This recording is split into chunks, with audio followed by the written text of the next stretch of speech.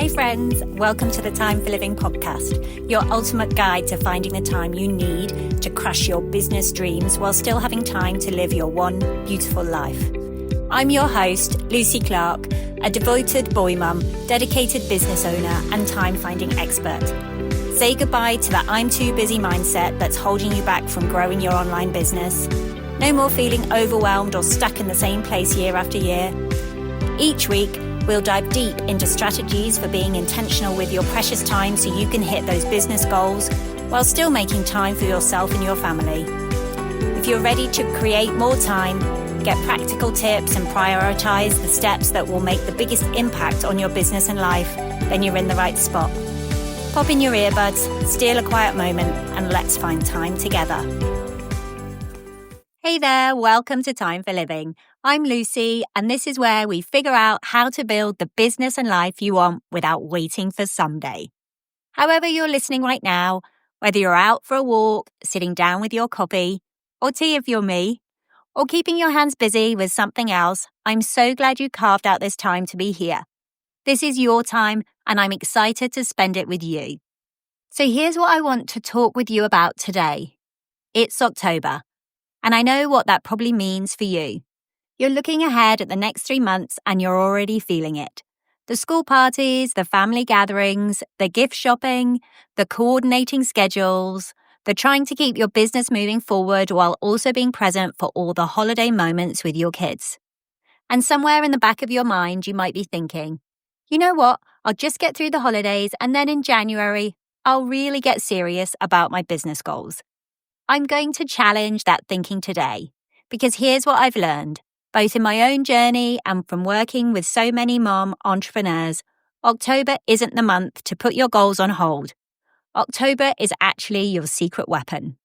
I know that might sound backwards, but stay with me, because what I'm going to share with you could completely change how you approach the next 3 months and how you show up in 2026.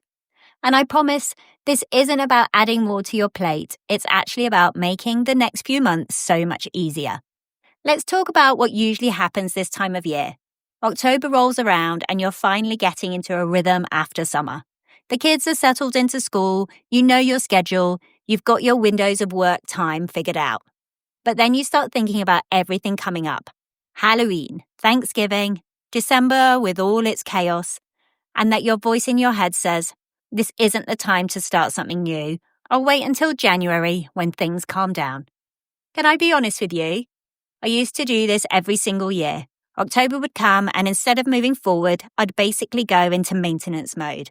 I'd tell myself I was preparing for the new year, that I was planning for January, but really I was just spinning my wheels. And then January would arrive and you know what? My kiddo would go back to school after winter break and everyone would get sick. Routines would be all over the place and I'd be exhausted from the holidays. And I'd be trying to start my business goals from a complete standstill, at the exact same time that every other entrepreneur was flooding the market with their fresh content and new offers. It wasn't the fresh start I'd imagined. It's actually one of the hardest times to build momentum. Now, there's some interesting research about this. Studies show that about 23% of people abandon their New Year's resolutions by January 7th. That's less than a week. And by February 1st, nearly half of all resolutions are completely done. So if you're waiting for January to be this perfect reset moment, the statistics aren't in your favor. But here's what really gets to me about this pattern. It's not just that January is hard. It's what we give up by waiting. Think about it. From now until the end of the year, that's 90 days, 3 full months, a quarter of your year. When you tell yourself you'll start in January, you're essentially writing off all that time. And for us as mom entrepreneurs, those 90 days aren't just time. They're opportunity. They're momentum. They're progress you could be making right now. I had a client last year. She came to me in early October, wanting to work on her business goals. And she said something I hear all the time. I know the holidays are coming up. Should I just wait until January to really get started? I asked her to consider what she could accomplish in 90 days if she started right then. Not working crazy hours, not sacrificing family times, just consistent small steps. She decided to start. And you know what happened? By the time January rolled around, she'd already tested her offer. made her first 3 sales, and figured out what messaging actually resonated with her audience. While other entrepreneurs were trying to figure out their strategy, she was already building on what was working. That's the difference I want for you. So let's talk about why October is actually the perfect time to start. And I'm not just saying this because it feels good. There's real psychology and practical reasoning behind this. First, let's look at how our brains work with timing. There's something researchers call implementation intentions.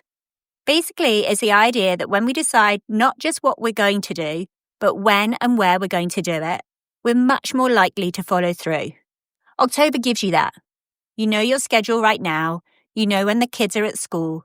You know your nap time windows if you have little ones at home. You know which evenings you typically have energy after bedtime. January. Your schedule is a mess. Everything is disrupted from the holidays. You don't actually know what your realistic work windows will be. There's also something called the progress principle. Small wins create motivation for bigger wins. When you can see yourself making progress, even tiny progress, it fuels your motivation to keep going. If you start now, by January, you'll have 3 months of small wins under your belt. You'll have evidence that you can do this. That momentum is priceless. Compare that to starting in January when you're trying to generate motivation from zero, at the exact moment when you're most exhausted. Here's another reason October works. You have a natural deadline. The end of the year isn't some arbitrary date you picked. It's built into how we all think about time. It's like when you're driving home after a long trip. Do you ever notice how the closer you get to home, the more urgent that you need to get there becomes? The closer we get to the finish line, the harder we push. Starting in October means you've got that natural finish line of December 31st, creating just enough urgency to keep you moving, without the panic of an impossible deadline. And let's talk about what makes October specifically good for us as mom entrepreneurs. By October, summer is over.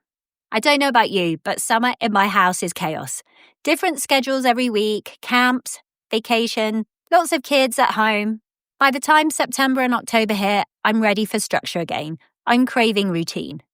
So the kids are back in school and settled in. You're not dealing with that early September adjustment period anymore. This is when you can actually have predictability in your days. October and November are also relatively calm compared to what's coming. Yes, there are school events and activities, but it's nothing compared to the December insanity. You have breathing room right now that you won't have in 6 weeks.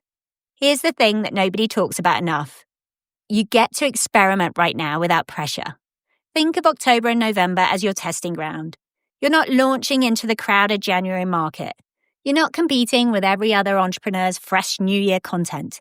You can try things, see what works, adjust what doesn't, all before the stakes feel really high. Last year, I wanted to shift how I was delivering content. I started testing different formats in October. Some worked great, some fell completely flat. By the time January came around, I knew exactly what resonated with my audience. I started this podcast in October, so I didn't waste January experimenting. I hit the ground running with what I already knew worked. That's what October gives you. Permission to figure out things before it feels like everything is riding on your success. And here's something else. Starting now means you go into the holiday season with momentum instead of stress. Imagine this. It's mid-December. Your kids are excited about the holidays. There are parties and events. You've got family visiting or you're traveling. And instead of thinking, I really need to figure out my business goals, you're thinking, I know my goals. I've been making progress for 2 months now. I can ease up a little and enjoy this time. That's a completely different experience. You've given yourself permission to be present with your family because you've already been showing up for your business. I want to be really straight with you about what happens when we wait until January, because I think we tell ourselves it's no big deal. I'm just postponing for a few months. What's the harm?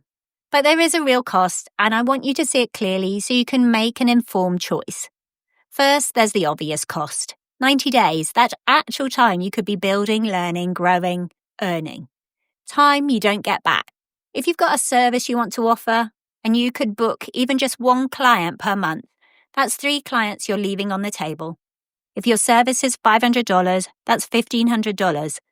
That's not nothing. That's real money that could go towards your business, your family, and your goals. But honestly, the financial cost isn't even the biggest one. The biggest cost is confidence. Every time you tell yourself you'll start someday, you're reinforcing a pattern. You're becoming someone who waits, someone who puts things off, someone who lets circumstances dictate your action. And I don't say that to make you feel bad. I say it because I know how insidious this pattern is. Because I lived it year after year. I'd wait for the right time, and every year that passed, it got a little bit harder to believe I could actually do the thing I said I wanted to do. When you start now, even with imperfect action, you're building a different identity. You're becoming someone who follows through, someone who doesn't wait for ideal circumstances, someone who makes things happen. That shift in identity is worth more than any single goal you might accomplish. There's also the cost to your mental well-being. I don't think we talk about this enough, but constantly postponing your dream is heavy. It weighs on you. You know that feeling when it's December and you're looking back at the year thinking, I meant to do so much more. That regret, that disappointment in yourself, that feeling of another year slipping by. That's a real emotional cost. What if instead you got to December and thought, I actually made progress this year. I didn't just talk about it. I did it. How would that feel different? And there's something specific to us as moms. What are we modelling for our kids? I think about this a lot. When I used to put my goals on hold, waiting for someday, what was I teaching my child? That dreams are something you wait for, that you need perfect circumstances before you can pursue what matters to you. Or would I rather show him that you can build something meaningful even in the middle of a full, messy, complicated life?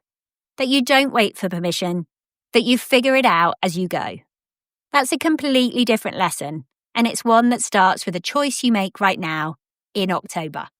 Okay, so if October is the time to start, what does that actually look like? Because I'm guessing you're thinking, this sounds great, Lucy, but I'm already stretched thin. How am I supposed to add goal setting to everything else?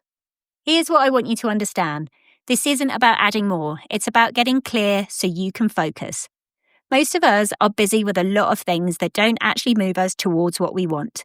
We're busy, but we're not necessarily productive on the things that matter. So starting with clarity doesn't add to your plate. It helps you clear your plate of what doesn't belong there. Let me walk you through what this actually looks like in real mom life. Step 1 is getting clear on what actually matters to you. Not what you think you should want. Not what looks good on social media. What actually matters to you right now in this season of your life. This might take you an hour one evening after the kids go to bed. Maybe you spread it over a few days during school hours or nap time. But you need this clarity because without it, you're just going to keep spinning. Ask yourself, what brings me energy? What drains me? What do I want to be different in 6 months from now? If I could only focus on 1 or 2 things in my business, what would create the most impact? These aren't questions you rush through, but they also don't require days of deep meditation. You probably already know the answers. You just need to give yourself permission to acknowledge them. Step 2 is looking at where your time actually goes. And this is where most of us get a reality check. I want you to track your time for 1 week. I know I say this a lot. Just 1. Notice when you're working on your business, when you're doing household stuff, when you're with your kids, when you're scrolling on your phone, all of it. This isn't about judgment, it's about data. Because you can't make good decisions about your time until you know where it's actually going. What you'll probably discover is that you have more time than you think. It's not just in the big chunks you've been waiting for. It's in those little pockets. 20 minutes here, 30 minutes there. And that's actually enough. You don't need 4-hour work blocks to make progress. You need to know what you can accomplish in the pockets you actually have. Step 3 is choosing one thing. Just one. I know you have a million goals. I know there are so many things you want to work on. But if you try to tackle everything at once, especially in our fragmented schedules, you'll make no progress on anything. So for the next 90 days, what's the one thing that matters most? What's the one goal that, if you made progress on it, would make everything else easier or have the most impact? Maybe it's getting consistent with your content so you're actually building an audience. Maybe it's reaching out to potential clients so you make your first sale. Maybe it's creating a system for your time so you're not constantly feeling scattered. Pick one, make it specific, then break it into the smallest possible steps. Here's an example. Let's say your goal is to grow your email list because you know that's the foundation of your business. That's a great goal. But grow my email list is too vague for fragmented time. So you break it down. What needs to happen for you to grow your list? You need a reason for people to sign up. You need to tell people about it. You need to make it easy for them to find. Okay, so maybe your October action is creating a simple lead magnet, not a 50-page workbook. Something you can create in a few hours spread over a week or two. Your November action is adding it to your website and social media profiles. Maybe that takes you an afternoon spread over a few work sessions. Your December action is mentioning it regularly in your content. That doesn't take extra time, it's just being consistent about including it. See how that works? You took a big goal and broke it into monthly focuses, and those monthly focuses break down into actual tasks you can do in small chunks of time. That's what works with mom entrepreneur schedules, not waiting for some mythical day when you have 8 free hours. Let's also talk about what this looks like in actual daily life, because I think that's where the rubber meets the road. You're not going to have perfect consistency. Some days the kids will be sick. Some weeks you'll have more on your plate than usual. That's just reality. So we're not building a system that requires perfection. We're building one that works with interruption. Here's what I do and what I recommend to the women I work with. Pick 2 or 3 time windows each week that are typically available. Not always available, typically. Maybe it's Tuesday and Thursday mornings when the kids are at school. Maybe it's Monday, Wednesday and Friday during nap time. Maybe it's Sunday and Tuesday evenings after bedtime. Whatever it is for you, identify it and protect it. Put it in your calendar like any other appointment. Then, and this is important, decide in advance what you're going to do during that time. Don't wait until the time arrives to figure it out. Because if you do, you'll waste half of it deciding what to focus on, or you'll get distracted by all the other things calling for your attention. On Sunday evening, or whenever you do your weekly planning, look at those protected work times and assign a specific task to each one. Tuesday morning, write lead magnet outline. Thursday morning, create simple Canva design. When that time arrives, you'll know exactly what you're doing, no decision fatigue, no wasting time. And then, this is the part nobody likes but everybody needs. You check in with yourself once a week. Every Sunday evening, take 15 minutes, look at what you accomplished, what got done, what didn't, what got in the way. This isn't about beating yourself up, it's about adjusting. If something consistently isn't happening, you need to either break it down smaller, move it to a different time, or honestly ask yourself if it matters enough to keep it on your list. I do this every single Sunday, and I'll tell you, some weeks I look at my list and realize I got almost nothing done that I had planned. Life happened, my child needed me, work got busy, whatever it was. But that weekly check-in means I don't go weeks without noticing. I can course correct quickly, and honestly, most weeks I make more progress than I give myself credit for. It's just easy to forget if you're not tracking it. So here's what I want you to really understand. When you start in October, you're not just getting a 3-month head start, you're setting yourself up for completely different experiences in both the holiday season and the new year. In the holidays, you get to be present, you're not carrying around guilt about all the business stuff you're not doing. You've been doing it. You can ease up and enjoy your family without that nagging feeling that you should be working. In January, you're not starting from scratch. You're not competing with everyone else's fresh energy because you already have momentum. While other entrepreneurs are trying to figure out what works, you already know. You spent 3 months testing and learning. By February, when most people's resolutions have fizzled out, you're just hitting your stride because you didn't rely on January motivation. You built actual systems back in October. This is the advantage I'm talking about. It compounds. Every week you start earlier than you would have. You're building something that carries you forward. And here's something else. You're proving something to yourself. You're proving that you don't need ideal circumstances to make progress. That you can build something meaningful in the margins of your life. That your dreams don't have to wait until your kids are older or your schedule is clearer or the timing is perfect. That's powerful, not just for your business, but for how you see yourself. For the example you're setting for your kids, for the life you're creating. So here's the bottom line. January isn't special. It's not a magic reset button. It's just another month. And it's actually a really hard month to start something new. What's special is deciding that you're not going to wait anymore. that you're going to work with the life you actually have, not the life you wish you had. That you're going to take advantage of these next 90 days instead of writing them off. You have a real opportunity right now. October gives you time to get clear, to experiment, to build momentum before the holidays hit and before the January chaos begins. 3 months from now, you could be so much further along than you are today. Not because you worked crazy hours, but because you were consistent with the time you actually had. So here's what I want you to do. Don't overthink this. Don't wait until you have it all figured out. Just take the first step. And if you're listening to this after October, just start now. Don't overthink it. For this first step, I created a free workbook called Taking Control of Your Time, and it's specifically designed to help you do this work.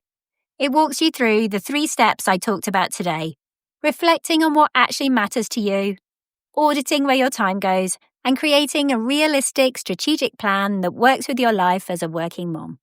You can grab it at timeforliving.co/taking control. That's timeforliving.co/taking control. It's completely free and it's going to help you make the most of these next 90 days.